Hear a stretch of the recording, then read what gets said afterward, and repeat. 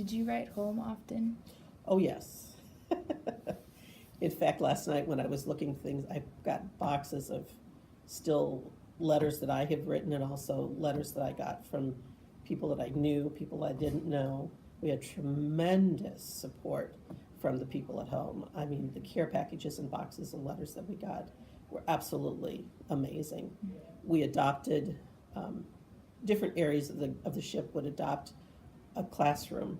I think one classroom that the OR group had was from Iowa, and so they all sent us letters, and we took a couple of their letters and wrote to them, and then we would get a whole new bunch, and we'd have them posted all along, and it was so much fun to see their drawings, and they really enjoyed that. So yes, we did communicate a lot with letters, just the traditional way. We didn't have email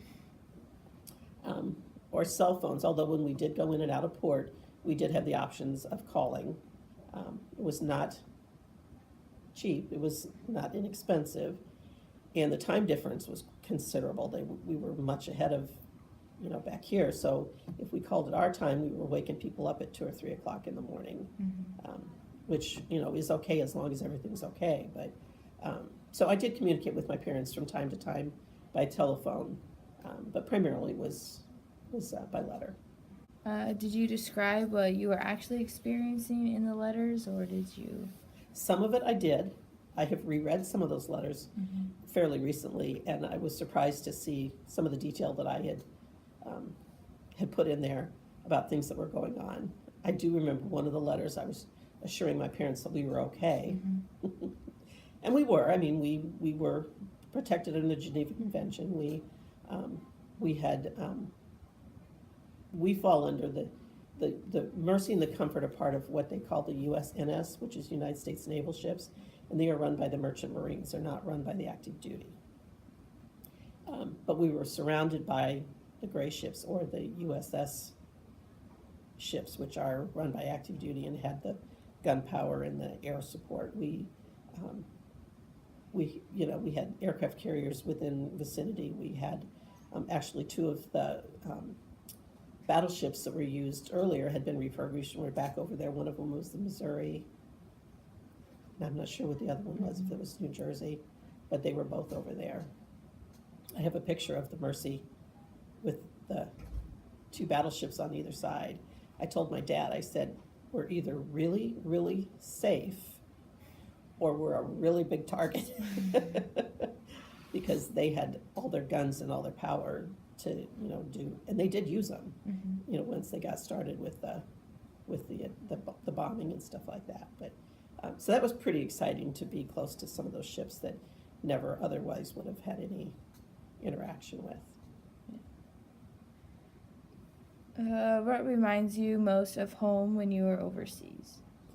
Not a lot, because when we were overseas, I'll talk about Desert Shield, Desert Storm. That area is very brown. It's the desert. So everything was very brown and very plain. I guess you could probably say it looks like the Midwest in the winter without snow, kind of.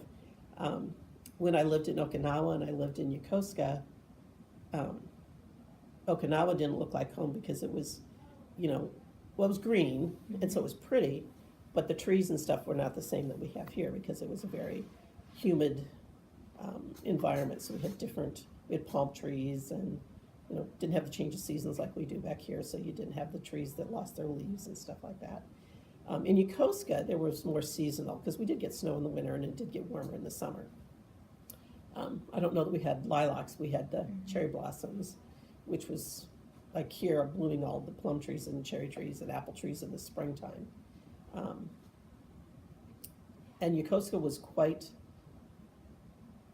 urban, was very close, very crowded, so that certainly was not what I think of as home, as growing up on the farm, living in San Diego and living in Long Beach and living in places where, it was the city and there was a lot, it was more crowded. Yes, in a way that did remind me of that, because it was busy and crowded and traffic and all of that stuff. But other than that, no, it didn't really. Living overseas, their building structures were different, their pagodas, their temples. We don't have those. And even when you got out away from the cities and you saw some, what they consider to be their farms, still had more of the Oriental um, build in their buildings, not like what we look at with our farm buildings and barns and stuff. So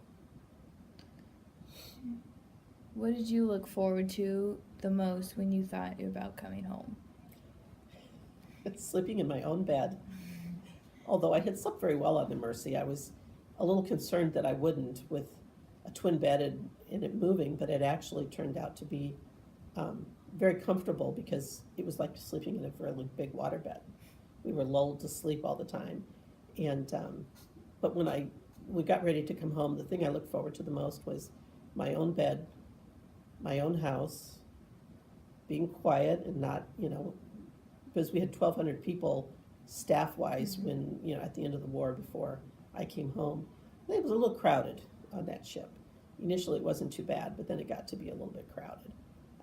The food was good, couldn't really complain about the food, but I was really looking forward to having some good Mexican food that we could get in San Diego, because that's where I was stationed at the time.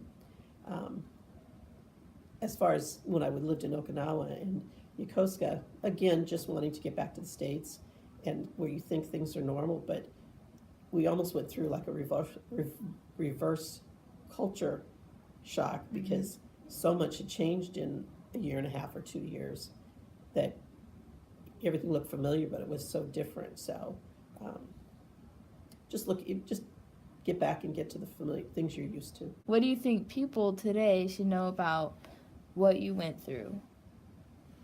What I went through. I'm going to talk about that in two parts. And the first one I'm going to talk about is my entire career as a capsule, 26 years. I find moving back to the Midwest, where most of my military family is East Coast or West Coast, not here, that it's kind of like, to a lot of people, it's like it never happened because they weren't there. So it was a huge piece of my life, huge piece of the time of my life. It was 26 years out of my life, which I really enjoyed every bit of it until at the end when you reach a point at which you know that it's time to retire when you're tired and things aren't quite as fun anymore. But the whole experience was a wonderful experience. I had a great time. I met wonderful people, both patients and the staff and people that we worked with and trained with and did different things with. I'm very grateful that I had the experience of living overseas, both on the ship and also in Japan twice. It's very empowering to be able to move to a different country and be able to get around and to do the things that we did during that time frame. Even with the security of having the military bases around and moving you, it still was a lot of change to go through. And I think the biggest thing for me is that it makes you realize how really flexible we are. We don't always realize how flexible we can be or how much we can adjust to things, but you do. You do. The experience during Desert Shield, Desert Storm was huge for me because I left overnight, basically. I found out in the middle of the afternoon and I was on the ship by the next morning and gone for 7 months, so that was a challenge. Pretty much just left everything and had neighbors taking care of stuff, and I sent, my mother did my power of attorney, and my neighbor forwarded all my bills to her and she would pay them, and that, so that was very chaotic to leave on that short bit of notice. It was exciting, but it was scary. It was exciting because we trained for operational billets, and to actually have an opportunity to put that to use didn't come along that often, especially for a female nurse. The guys would go, male nurses would go out on the ships different times, but at that point in 1990, women were not allowed on the combatant ships, so we couldn't go do any of those deployments. So for me, it was chaotic to get there. It was exciting. It was scary. And I said we really learned we were making adjustments on many levels. The first one, we were leaving on less than 24 hours and deploying on short-term notice. Second thing is we were trying to learn how to live on the ship, which most of us had never done before. You're trying to figure out what's the difference between man overboard and abandoned ship. They're not the same. But you have to know where to gather, how to put your gas mask on, where's your life vests, all those things. And at the same time, we were trying to set up the OR and train and get all of our supplies. So we were really stressed on several different levels, trying to get everything done. But again, you're doing it with everybody else. People come with all different types of experience, and you put your heads together and you work together, and everything came together. So it was probably the biggest experience of my life. Like, again, not just learning to live on the ship, being overseas, being in the Middle East. What do we need to remember about your war?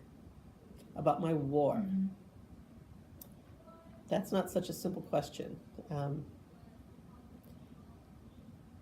I guess in a way it's some similarities to Korea and even Vietnam, in that although the length of Operation Desert Shield and Desert Storm was quite short, the long-term involvement in that country, in that area, is quite long. We're still involved in it from after the occurrences of 9/11 and that. So even though it didn't last that long, in my experience, and I was very lucky that we did not see the number of casualties, both injuries and deaths in Desert Shield, Desert Storm, that they did in Korea and Vietnam, and earlier than that the nurses and corpsmen took care of. That short period of time still had big impact on people's lives, what they did and how they felt, and how they approached things. I don't think you can go through an experience like that without it changing people. I don't know that people probably had as much problem with PTSD maybe as they do with the more prolonged and more intensive campaigns that we've had since then. Although I'm sure the people that were on the ground in Kuwait, it was a short period, relatively short period of time, but it was still very important to those people that went. They experienced a lot of different things in a short period of time.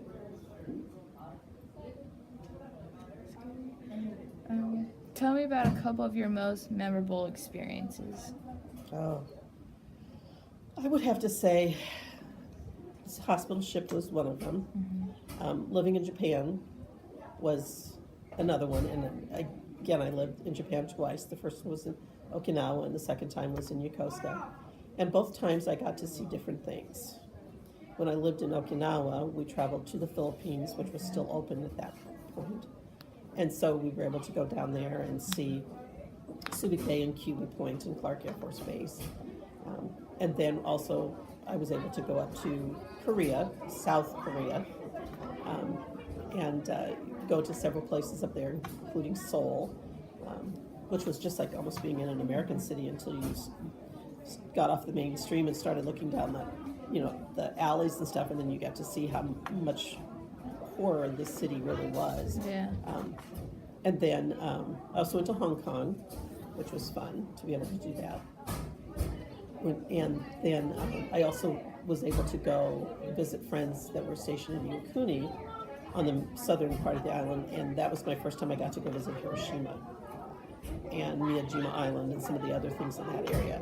When I lived in Yokosuka, I did not travel so much outside of the country as I traveled within the country. I did that partially because of my senior rank. I got involved in some official things, but also when I would do official things, I'd take a few days of leave time, and my sister and I went back to Hiroshima. We went back to Miyajima Island. We climbed Mount Fuji.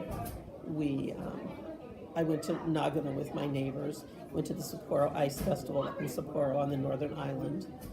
So I got to see more of Japan and really feel like, I knew more about the Japanese people. And they were wonderful. They were enjoyable. I lived in the community. I was very welcomed. they always looked out for me. And I still keep in touch with my Japanese neighbors, and I really enjoyed those times. And moving around was fun. I got to see places that I wouldn't have seen if I'd stayed in Omaha or stayed in Nebraska.